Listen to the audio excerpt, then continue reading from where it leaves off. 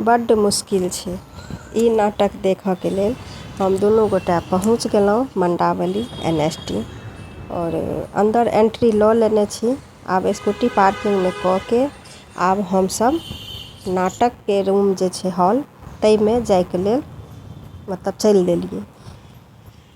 और अहाँ सबके देखबै छी कि देखियो जे अंदर में कतेक बड़का रास्ता छै। मेन गेट से जहन एंट्री लऽ लै छै तै के बाद ई अंदर में एतेक रास्ता छै और देखियो कतेक सुंदर मतलब सजावट सब छै। तो हम ई वीडियो लेलहुँ। देखियो हवा कतेक सुंदर चलि रहल छै, हवा चलै छै खूब सुंदर और ओइ में हरियर हरियर घास पेड़ सब देखियो। अखन सावन के महीना छै, कतेक सुंदर लागि रहल छै। अखन तऽ मन करैया एहि फील्ड पर में बैसी और हवा लगाबी। देखियो कतेक सुंदर लगै छै, मगर एखन नाटक देखै लए हम सब आयल छी तऽ बैसे के एतेक टाइम नहीं है। बड्ड लोक अबै छथिन, अखन आबिए रहल छथिन और अखन कतेक लोक एथिन। और जतेक लोक ई नाटक देखै लए अबै छथिन सब बिहारे के अपन मिथिलांचल के लोक रहै छथिन। तऽ हम अहूँ सबके कहै छी कि जे सब अबै छी तऽ बहुत सुंदर बात, और जे नहीं एलहुँ हैं कहियो तऽ कम से कम आब जे आगू नाटक हेतै तऽ एक बेर जरूर कोशिश करू अबै के। बड्ड नीक लगै छै जखन अहाँ एक बेर एबै न तखन अहाँके हैत कि जे सब बेर आबी ई नाटक देखै लए, ततेक सुंदर लगै छै। हमरा तऽ सच में बड्ड नीक लगैया। मेन गेट के बाद इहो जे छै से एकटा अहाँके दोसर गेट भऽ गेल। एहि दऽ कऽ आब एंट्री लेबै तै के बादो देखबै छी जे कतेक सुंदर सीन छै, देख लियौ। और खास कऽ के हम ई वीडियो लेलहुँ जे अहाँ सबके देखबैये के लेल कि जे नहीं कहियो गेल छी NST तऽ कम से कम एक बेर जरूर कोशिश करू, तेँ हम ई वीडियो खास कऽ के लेलहुँ। और नाटक तऽ सच में जे एतऽ नाटक होइ छै से हम की कहूँ, बहुत नीक। और एक बेर एला के बाद सच में हम सबके मन करत कि नहीं आब जहिया जहिया नाटक हेतै जरूर आबी, बुझलियै।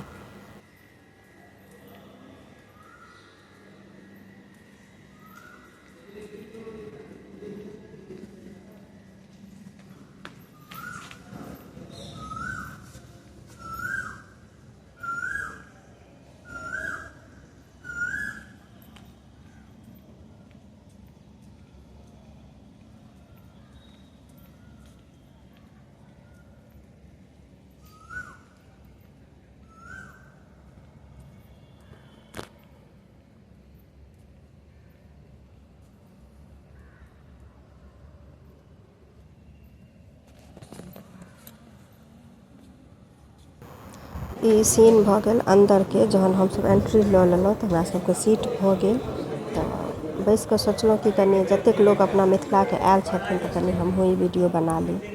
और हमरा पता नहीं किया वीडियो बनबै में बड्ड नीक लगैया। किया तऽ ई छै ना कि अहाँ जे कोनो भी स्थान पर जाइ छियै तऽ ओ तऽ लोक के याद रहिते छै, बाकी फोटोए वीडियो देख कऽ लोक के ई याद रहै छै कि हाँ हिनको देखने रहियनि ओतऽ, हुनको देखने रहियनि ओतऽ। अपन मिथिला के लोक कतौ भी भेट जेतै तऽ बड्ड नीक लागत, सच में हमरो बड्ड नीक लागल। स्टेजो अहाँ सबके हैया देखा रहल छी। और एकटा बात बताबै छी कि हम मिथिला हाट तऽ देखने छलियनि, गेल छलहुँ घुमै लए, मगर मिथिला हाट किनकर छियनि से नहीं देखने छलियनि। तऽ ई जे नीला कुर्ता में छथिन तऽ हिनको देख लेलियनि, ठीक छै। और हैया हम आब बाहर निकलि गेलहुँ। 8 बजे नाटक खत्म भऽ गेल रहै, ताहिके बाद 10-15 मिनट तक करीब सबके सब मेल मिलाप जे जान पहचान के छलखिन हैं अपन अपन सब बातचीत केलथि।